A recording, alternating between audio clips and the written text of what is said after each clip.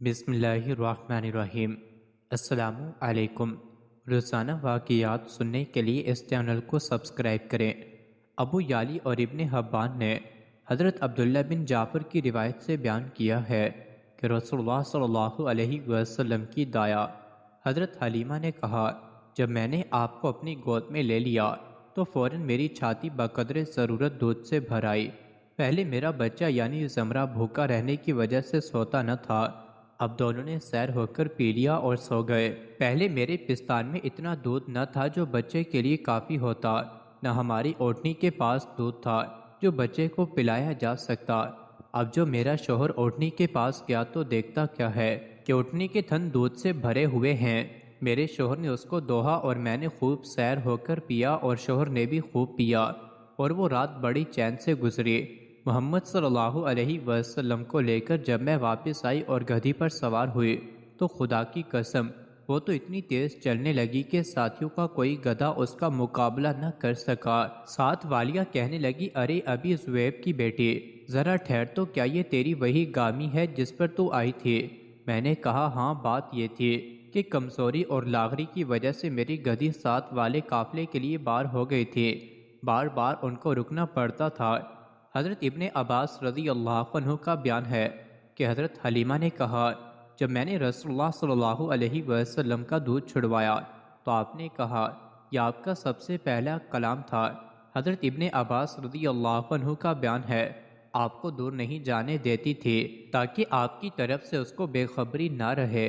ایک روز آپ اپنی رضائی بہن شیمہ کے ساتھ باہر چلے گئے اور جہاں جنگل میں اونٹ تھے وہاں جا پہنچے۔ حلیمہ تلاش میں نکلی، آپ اپنی بہن کے ساتھ کہیں مل گئے۔ حلیمہ نے کہا، اس گرمی میں تم کہاں پھر رہے ہو؟ شیمہ نے کہا، اماں، مجھے اپنے بھائی کے ساتھ گرمی محسوس ہی نہیں، برابر ان کے اوپر ایک بدلی سایہ کیے رہتی ہے، جب کہیں ٹھہر جاتے تھے بدلی بھی ان کے اوپر ٹھہر جاتی تھی، یہ چل دیتے تو بدلی بھی ان کے اوپر چل دیتی تھی۔ حلیمہ آپ کو دور نہیں جانے دیتی۔ شمائل مرتیہ میں مشکور ہے کہ حلیمہ نے کہا، جس روز سے ہم نے آپ کو لیا کبھی ہم کو چراغ کی ضرورت نہیں رہی۔ آپ کے چہرے کی روشنی تو چراغ سے بھی زیادہ نورانی تھی، اگر ہم کو کسی جگہ چراغ کی ضرورت پڑتی تو ہم آپ کو وہاں لے جاتے، آپ کی برکت سے تمام مقامات روشن ہو جاتے۔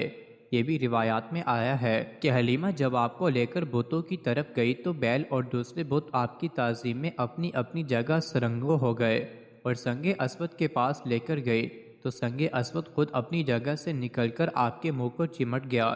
یہ مروی ہے کہ حلیمہ آپ کو دودھ پلانے لگیں تو پستانوں سے اتنا دودھ بہنے لگا جو 10 بلکہ اس سے بھی زیادہ بچوں کے لیے کافی ہوتا۔ جب حلیمہ آپ کو لے کر کسی خشک وادی میں سے گزرتی تو وہ فوراً سرسبز ہو جاتی۔ حضرت حلیمہ خود سنتی اور دیکھتی تھیں کہ پتھر اور درخت آپ کو سلام کرتے تھے اور درختوں کی شاخیں آپ کی طرف جھک جاتی تھیں۔ رسول اللہ صلی اللہ علیہ وسلم اور آپ کا رضائی بھائی دونوں ساتھ ساتھ بکریاں چرایا کرتے تھے۔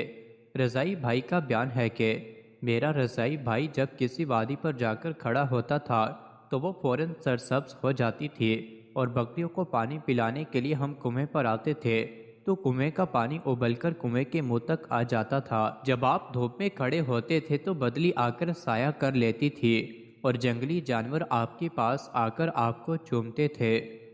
مزید ایسے ہی ویڈیوز کے لیے چینل کو ضرور سبسکرائب کریں۔